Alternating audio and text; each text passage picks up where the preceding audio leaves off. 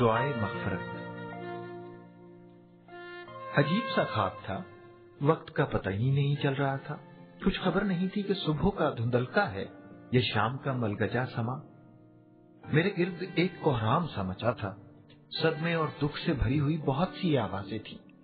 میرا گھر لوگوں سے بھر گیا تھا اور گھر میں موجود ہر شخص اشک بار، ہر دل نوحہ کنا تھا۔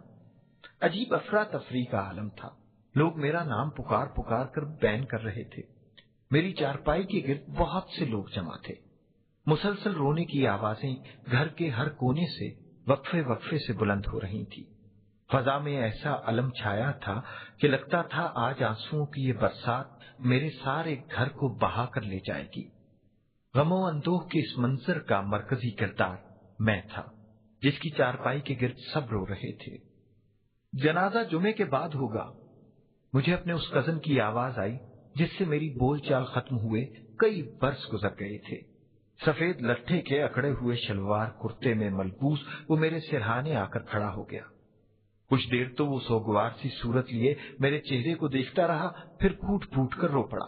وہ مجھ سے بار بار معافی طلب کر رہا تھا، گڑ گڑا کر سب نفرتیں، سب کدورتیں ختم کرنے کی درخواست کر رہا تھا۔ وہ اپنی خود سری پر نادم تھا۔ وہ اس بری طرح رو رہا تھا کہ ایک لمحے کے لیے میرا دل بھی بسیج گیا۔ میرا جی چاہا کہ میں اٹھ کر اسے گلے لگا لوں، مگر جانے کیا سوچ کر میں چپ چاپ دم سادھے پڑا رہا۔ میں نے دل میں سوچا کہ وقت نے جو فرق ہمارے سینوں میں ڈال دیا تھا، اس کو مٹانے کے لیے یہ آنسو ناکافی ہیں۔ اتنے میں میری نظر اپنے باس پر پڑی۔ اسے اپنے گھر میں دیکھ کر میری حیرت کی انتہا نہ رہی۔ یہ وہ شخص تھا جس نے کئی برس سے میری ذہانت پر اپنی حماقت کے پہرے بٹھا رکھے تھے۔ میرا افسر ہونے کے باوجود وہ مجھ سے حسد کرتا تھا، میری تعریف کو اپنی تضحیق سمجھتا تھا۔ برسوں پہلے سرکار کے غلط فیصلے کی وجہ سے وہ جس منصب پر پہنچ چکا تھا، اس عہدے کی طاقت کا ماتحتوں پر اظہار کرنا اس کا محبوب مشغلہ تھا۔ ہر روز ایک نئے سوٹ میں ملبوس یہ شخص مجھ سے ہاتھ ملانا تو درکنار، میرے سلام کا جواب دینے کا بھی روادار نہیں تھا۔ مجھے اکثر ایسا لگتا تھا کہ اس کی افسری کا واحد مقصد مجھے نیچا دکھانا، کمزور اور جاہل ثابت کرنا ہے۔ اس کے کہے ہوئے بہت سے جملوں کی کاٹ، سرکاری دستاویزات پر میرے خلاف لکھے ہوئے ریمارکس ہمیشہ میرے دل میں کسی زخم کی طرح تازہ رہتے۔ پتھر کا بنا یہ شخص آج میرے گھر میں ایک ٹوٹی ہوئی کرسی پر بیٹھا ہر آنے جانے والے شخص سے میری فطانت، کام سے فطری محبت اور دیانتداری کی کچھ اس طرح تعریف کر رہا تھا کہ مجھے یقین ہی نہیں آ رہا تھا کہ اس جیسے سنگ دل شخص کی کایا کیسے پلٹ سکتی ہے، سوچ اس حد تک کیسے بدل سکتی ہے۔ اتنے میں دروازے سے چیخو پکار کا ایک نیا طوفان بلند ہوا۔ یہ اس بات کا اعلان تھا کہ سکھر والی ساجدہ خالہ اپنے اہل و عیال کے ہمراہ گھر میں داخل ہو چکی ہیں۔ یہ وہی خالہ ہیں جنہوں نے چند ماہ پہلے اچانک منہ پھاڑ کر میری بیوی سے کئی لاکھ روپے قرض مانگ لیے تھے۔ رقم اتنی زیادہ تھی کہ ہمارے پاس معذرت کے سوا کوئی چارہ ہی نہیں تھا۔ انکار کے بعد یہی خالہ جو مجھے راج دلارا کہتے کہتے نہ تھکتی تھی، انہوں نے سارے خاندان میں مجھے توم کر رکھ ڈالا۔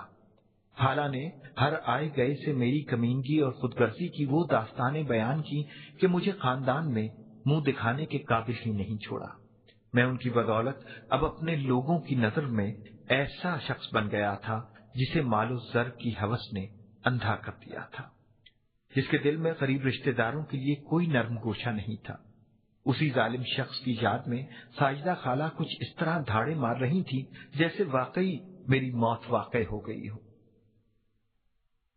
میری بیوی میرے سرہانے وہ سیاہ لباس پہنے بیٹھی تھی جس کو ٹیلر سے وقت پر نہ لانے کی وجہ سے وہ مجھ سے کئی دن تک ناراض رہی تھی۔ سر پر دوپٹہ لیے نمناک آنکھوں کے ساتھ بیٹھی ہر آئے گئے سے اپنا سب کچھ لٹ جانے کا رونا رو رہی تھی۔ اس کی گفتگو میرے لیے سخت حیرانی کا سبب تھی، اس لیے کہ تمام عمر اس کے پاس میرے لیے صرف شکایتیں ہی شکایتیں تھیں۔ وہ میری طبیعت کے ہر پہلو سے نالاں اور ہر عادت سے بیزار تھی۔ زندگی میں خوشی کے لمحے ہم نے کم ہی گزارے تھے، شاید کبھی مسرتیں ہمارے دروازے پر بھی دستک دیتی تھی، मगर उसके लहजे का कटीलापन बहुत से ऐसे लम्हों को घर में दाखिल होने से रोक देता था। हमारा अज़दवाजी रिश्ता एक ऐसी जंजीर की शक्ल इख्तियार कर गया था जिससे आजाद होना हम दोनों के बस में नहीं रहा था। बंधी बंधी सी इस जिंदगी में ये सफर काट देना ही वाहिद रास्ता था। वही औरत आज हर शख्स से मेरा जिक्र इस मोहब्बत से कर रही थी कि मुझे हंसी का दौड़ा पड़ने लगा। एक दफा तो दिल ने चाहा वहीं खड़े होकर सबके सामने अपनी शादीशुदा जिंदगी का पोल खोल दूं, मगर फिर इस ख्याल से चुप रहा कि इतने सारे लोगों के सामने ये सब कुछ कह देने के बाद वो मेरा जीना मुहाल कर देगी। चारपाई की दूसरी जानिब मेरी मां निढाल सी बैठी थी। रो रो कर उसकी बूढ़ी आंखें अब खुश्क हो गई थीं। उसके सफेद बाल बिखरे हुए और चेहरे पर शदीद गम की कैफियत थी।